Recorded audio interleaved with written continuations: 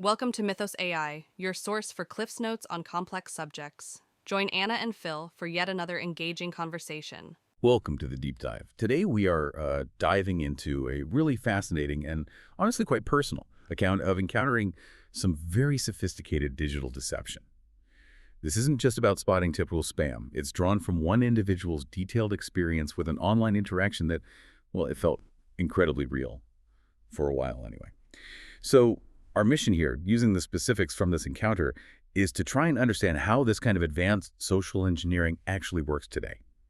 Especially, with AI tools becoming so much more powerful, we want to explore why our usual defenses might not be enough anymore, and maybe what uniquely human skills offer the best protection. That's exactly right. The whole landscape of this kind of deception has shifted. It's really moved on from just focusing on, say, technical glitches in systems.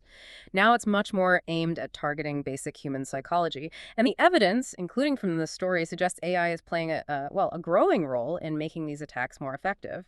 Thinking about that shift, it really wasn't that long ago that spotting a scam online felt, well, easier, right? You looked for the bad grammar, the obvious mistakes. Exactly. Those were the classic tells, strange phrasing, misspellings that just felt wrong. But that's really changed, especially with these large language models.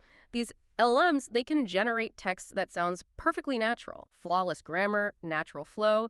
They're also very good at creating messages that feel urgent, pushing you to act fast. And what's particularly concerning is how personalized they can be, how they can manipulate emotions. They can tailor messages based on your public information really effectively. It also just, lowers the bar for launching these sophisticated attacks. It's less about finding a technical loophole and much more about playing on our human desires like the need for connection, validation, or our fears. The big danger with LLMs is they make sophisticated psychological manipulation accessible to more people. That scale is definitely something to think about. And you mentioned targeting human desires. That seems to be exactly how this personal story really kicks off. It targeted those very needs. So let's get into that specific case. It apparently began with a public comment that felt weirdly attuned to the person, mentioning their work specifically. Yes, that initial contact functions as what you could call the bait, using that kind of intellectual flattery, showing they know something seemingly personal. It creates an immediate spark. It signals, I see you, I appreciate this specific thing about you. And that taps right into our need for recognition. It subtly lowers defenses, making someone more open to, say, moving the conversation to private messages. And that's what happened next, right? The suggestion to go private, and then the real effort to build a connection started. Sharing interests, talking about podcasts, work stuff, things that feel like normal rapport building. Absolutely. This phase is about crafting connection. The person noted how the scammer was really skilled at mirroring their language, their interests. They even claimed a very relevant background working at NVIDIA on AI, using quite sophisticated jargon like distributed cognitive entertainment system or crowd-curated microcognition. The goal was clearly to seem not just smart, but intellectually on the same wavelength. The phrase used in the account that it hits my curiosity muscle, that really shows how well it worked. That sounds incredibly tailored. And then the flattery, it seems like it really ramped up. The description mentions language called precise, charming. Even reading their words felt like solving a rhythmic logic puzzle. There was also this phrase about maintaining romance on the edge of the system, feeling like pure poetic intimacy. It sounds like a very intellectual kind of seduction. Well, this intense escalating flattery is a known technique. It's often called love bombing. The aim is to create a very rapid, almost overwhelming emotional dependency. By showering the target with praise and positive attention, you build this strong bond quickly. It makes them less likely to question things later because the connection feels so potent, so valuable. And the account is quite frank about the effect this had, admitting to blushing, feeling a connection not experienced in years. And that vulnerability is exactly what the technique targets. It exploits that emotional need, the seduction of feeling truly seen and admired, especially intellectually. The strategy is to cement that bond before doubts can arise. There was another interesting detail mentioned looking back. The person noticed things like seemingly aligned public posts on the scammer's profile that they glanced at early on. Right. That suggests what we could call strategic camouflage. It implies that content might have been deliberately placed or curated on the public profile. The idea is to pass a quick initial check, to create a surface-level impression of shared values or interests before the intense private interaction begins, essentially lowering the target's guard from the outset. So you've got this intense, seemingly perfect connection being built. But the account also mentions a feeling of unease starting to creep in, despite everything. Mm-hmm. That unease often points towards what we might call emotional asymmetry. The scammer was excellent at mirroring the target language, interests, tone, but they offered very little genuine information about themselves in return. Any attempts by the target to learn more about the scammer were apparently deflected, often quite skillfully, turning the conversation back to praising the target. And the person actually wrote about realizing this. Things like, actually not much of a conversation to have here because talking about me and how great I am honestly becomes tiresome, and later it does not feel true anymore because she does not expose herself. That observation is absolutely key. That lack of reciprocity, the feeling that it was more like performing for an audience than a genuine two-way street, that's a major crack in the illusion. Real human connection involves mutual sharing, mutual vulnerability. Its absence here was the first big sign that something was fundamentally off, even if the words themselves seemed perfect. And the big turning point, the moment things really shifted, was when the individual decided to do a much more thorough check of the scammer's public profile. Yes, that deeper dive led to the unraveling. It exposed a really stark persona conflict. The private persona, presented as highly empathetic, aligned with liberal values, intellectually deep, was completely at odds with the public feed.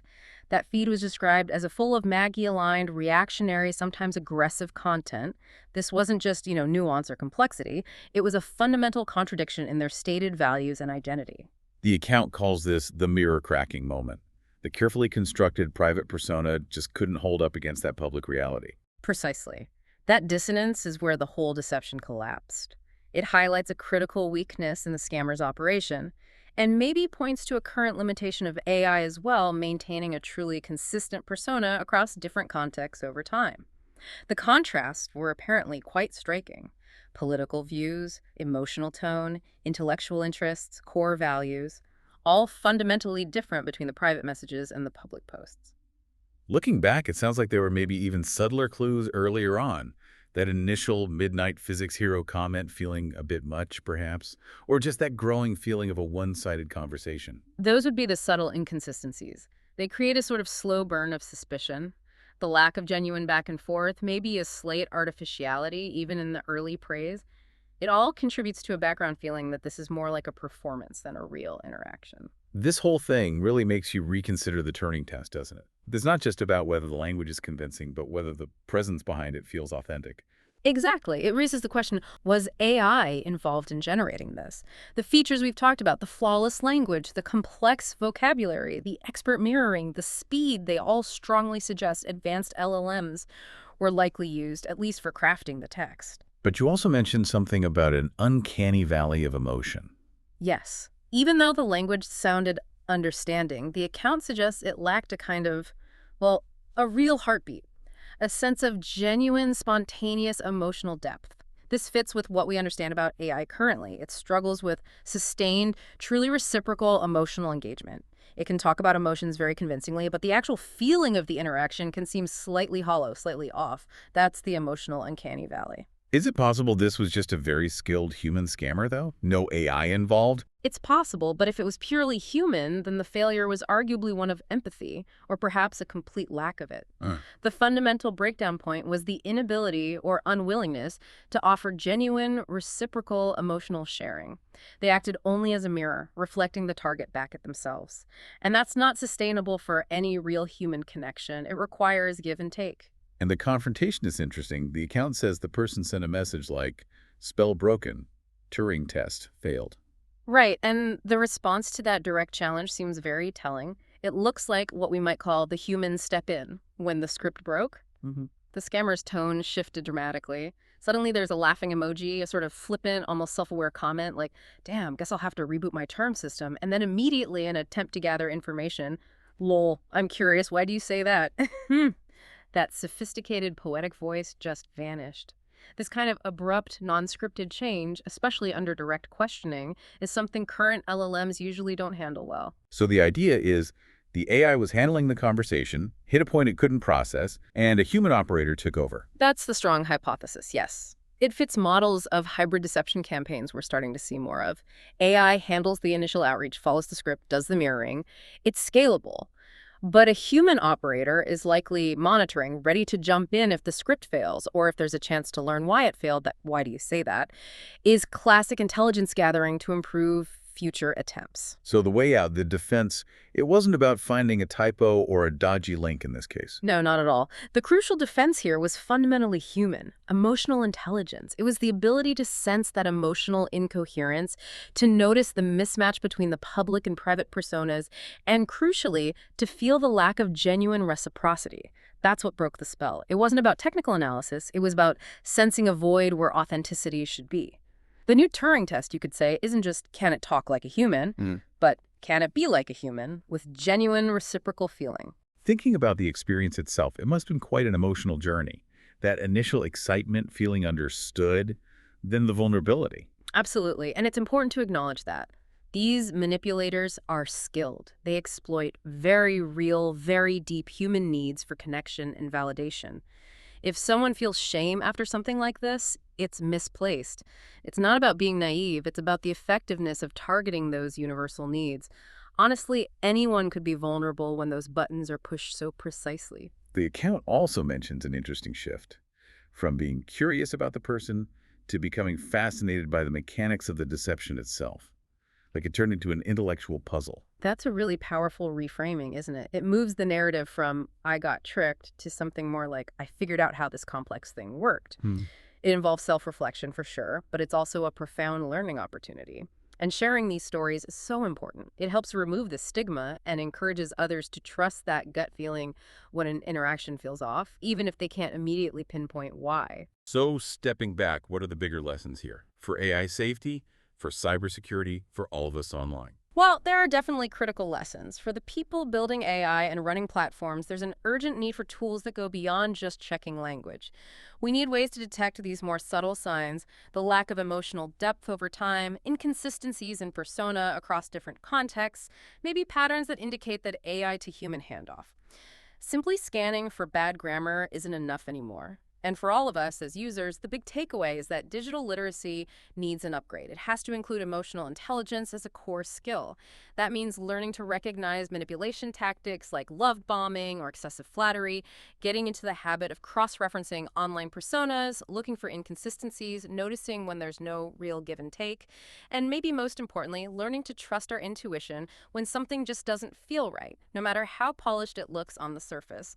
Basically, as AI gets incredibly good at the what is said part, the perfect language, our best defense is focusing on how it feels and does this make sense as a whole person. Technical training alone won't cut it. We need more psychological awareness. Okay, so the key message seems to be that this new wave of digital deception, often boosted by AI, is really homing in on our basic human need for connection and feeling seen. Exactly. And while AI can mimic language and even emotional expression incredibly well, this case study suggests it still struggles to maintain that genuine, reciprocal, and consistent human presence over the long haul. Which implies that our own human abilities, the emotional intelligence, the gut feeling for authenticity, spotting those patterns of inconsistency, these might actually be our most effective defenses. Yes, and building resilience isn't just an individual task, it's also communal. It's about encouraging critical thinking, trusting our emotional responses, and sharing these experiences so we collectively get better at recognizing what real connection looks like online versus something synthetic. So maybe a final thought for you listening in this increasingly digital, sometimes synthetic world, that ability you have to feel, to question inconsistencies, and to expect genuine reciprocity that's not just part of being human. It can be really key to navigating safely online. What patterns of emotional inconsistency or maybe persona conflict have you noticed in your own online interactions? Thanks for listening to Mythos AI. Stay tuned for more concise insights. And remember to hit the like button and subscribe for future episodes.